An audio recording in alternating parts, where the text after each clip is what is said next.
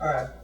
What I want to do now is I want to cook. I think it's called sweat. I'm gonna sweat some shallots and some garlic in this big Dutch oven pan right here. That's where I'm gonna cook the roast.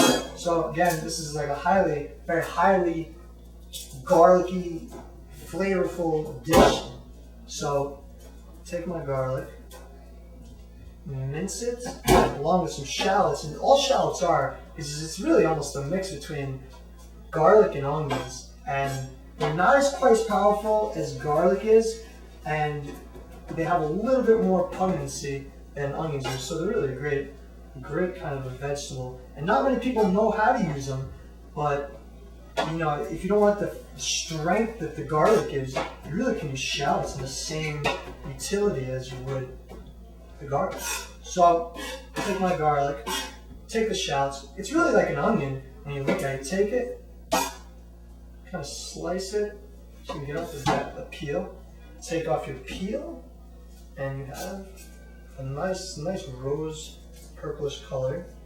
Take this off.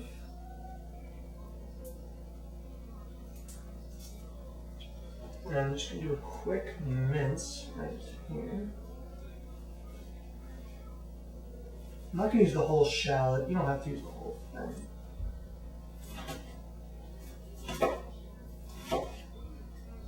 Just enough to give it a good flavor. The rest of you take your roast, stick it right in. Now I'm going to take just some actually I'm going to take some celery, essential celery, and some chopped carrots, and put this with the dish. So I'm going to take this beef broth and put it inside up here. It'll give it a nice, it'll actually really cool down. It'll make it so juicy, this roast, that you'll tell the difference. And you could use red wine also. You put red wine in there. You could put chicken stock if you really wanted, veal stock. It matters what you're cooking with. When you're cooking with a piece of beef like this, I recommend that you use beef stock. So I'm just going to close this lid and let this cook. And I'd say every 10-15 minutes, check, see where the roast is at. And you can usually tell when the roast is cooked by the feeling of the roast, how squishy it is, if you want to say. So the best way for me, the way I recommend you do, is you take your fist, right? So an open fist like this, and you press right here. And if it's soft like that, the meat, that means it's about rare. You close your fist, but not too hard.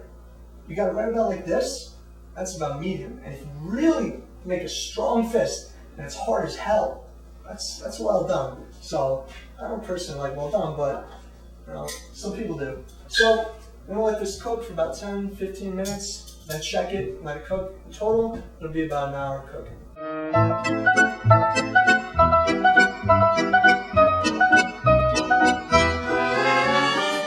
Alright, what we're gonna do now is we're gonna take our roast out. As you can see, if you can come in here, take a look.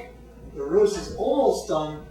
I'm going to put it into the oven for about 10-15 more minutes. With my potato gratin, let's pick up on the potatoes. Oh, that's beautiful.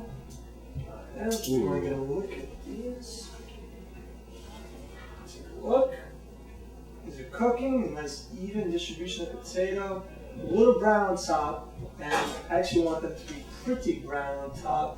Let that cook for about 10 more minutes. What's left over from the pot roast is you have some celery and some beef broth, and the most flavors from the roast. So there's the little bits of flavor of the roast that came off when you cooked it.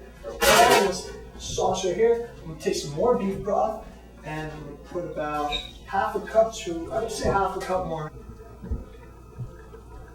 When you make anything into a gravy, you put a little bit of flour into it, just thickens it up. It really doesn't have much flavor at all. And it's really just a thickening agent once you reduce it. So I'm letting this reduce. I'm putting a little bit of flour in. Just take your flour dish. It doesn't have to be sifted before, but while you put it in, just be careful because you don't want clumps You really don't want clumps of flour inside. Just kind of like this. I'd say put about, not even a tablespoon, about a teaspoon in. I mean, you just don't want to get to the point where the flour is overpowering the dish. And if you get to that point, then it's not effective at all. So I'm going to let this reduce for 15 more minutes. And I'd say in about 10 more minutes, we're going to have a finished meal.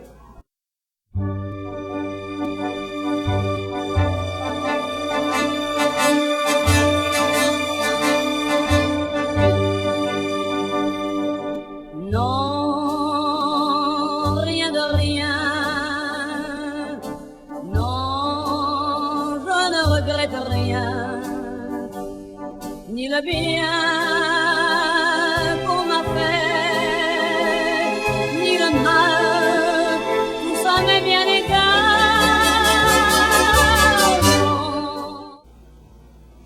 Potatoes are ready. The pot roast is ready.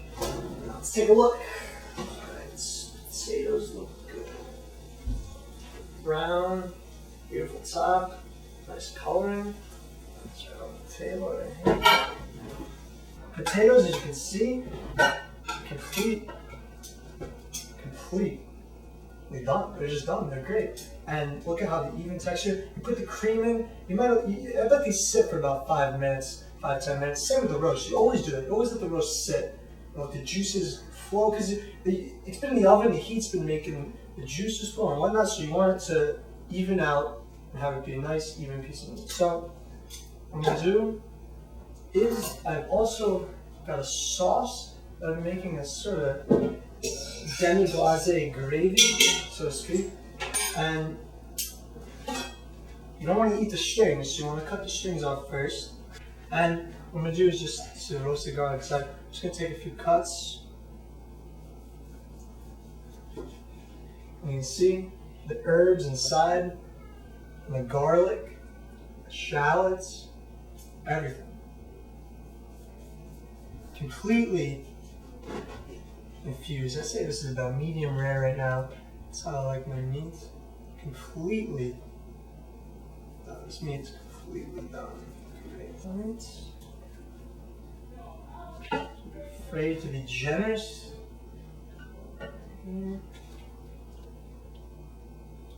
Just the cheese. Oh, incredible. This, you guys, I wish you guys could be here with me right now.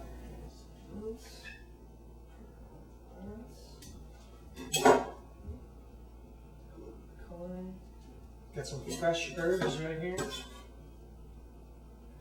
Fresh color. And